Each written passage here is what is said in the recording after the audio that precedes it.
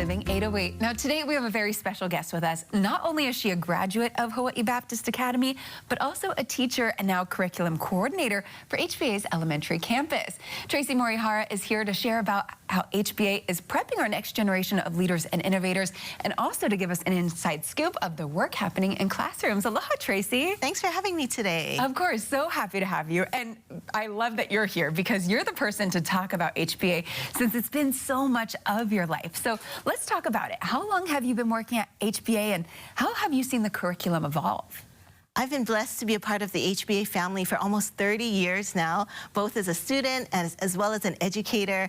And over the years, actually, some of the things at HBA have remained the same. Our focus on faith, our loving and dedicated teachers, and our commitment to academic excellence. But there are things that necessitate change, and some of the things that we see is our changing job market as well as our advancing technology. And because of that, we too need to make changes in our curriculum to ensure that the students have the skills they need for jobs of the future. Definitely, so true. Now, can you give us maybe some examples of projects to demonstrate how you guys are prepping students for tomorrow's big world? Sure. One of the fun things that we like to do is to bring faith and learning together to really give the students, or equip the students to be change makers in their community. Our third grade class right now is studying about weather, and they learn that. Yes, they learn all kind of things about the weather, including severe weather events like hurricanes.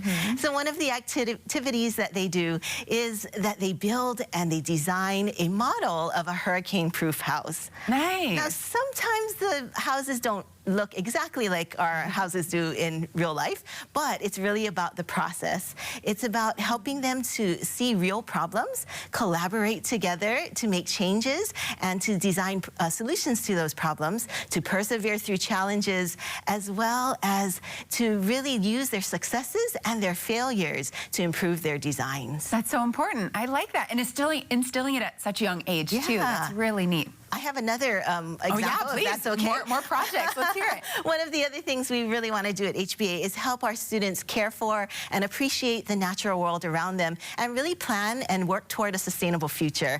So our students are involved in worm bins. They collect paper waste as well as food waste to feed the worms, and the worms in turn that into great vermicast that is wonderful for our gardens. They also upcycle things to turn trash into treasure, and they're learning how to grow food hydroponically and sustainably. Oh my gosh. Okay, the examples you just gave were weather and sustainability, which is my jam. Yay. I love that so much. Awesome. And those are so important. They really And are. one other thing that's really important at our school is giving back to the community. Yes. So one of our favorite projects of the year is called Neighborhood Day. And during Neighborhood Day, the kids go out into the community. They do things like sing to kupuna at Malulani Hale, have a parking lot dance party for our neighbors at the Rehab Pacific, as well as take some Thanksgiving cards and well wishes to our friends at Lanakila Pacific for their Meals on Wheels program. That is so beautiful. How cool is that? And especially teaching,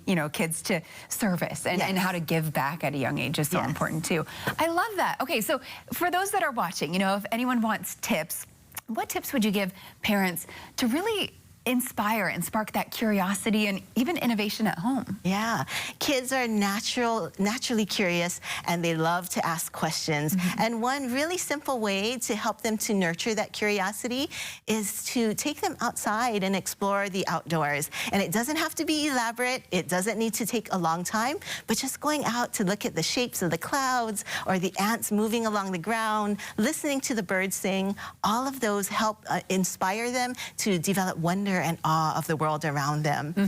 We know that kids too also love technology. So for those that love technology, we encourage our families to look for apps and programs that make the kids the creators of the video game more than just the players of the video game, or the producers of the video more than just the watchers of those video games. And those types of apps and programs really helps them develop their creativity as well as their innovative thinking. I love that. And I love how you guys really want to cultivate that at such a young age. So if people are watching, they're interested about HBA, your curriculum, your programs, or want to learn more about maybe even enrolling their kids, where do we go for more info?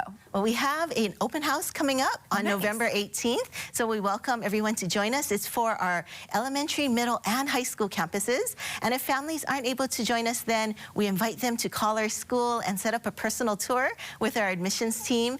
You can also check us out on the web at hba.net. Wonderful. And we'll have a link to your website on our website at kh12.com. But that's really great. It gives me hope for the future that we do have such great educators that are inspiring not only innovation in our Keiki, but also creativity, which is so great. Awesome. Thank you for being here. Well, thank you for having me. Of course, anytime. And if you ever want a speaker, let me know. I'd love to talk to the kids about weather, sustainability. That'd be so fun. We would love that. Thank you for joining us. So much more when Living 808 returns. Stay with us.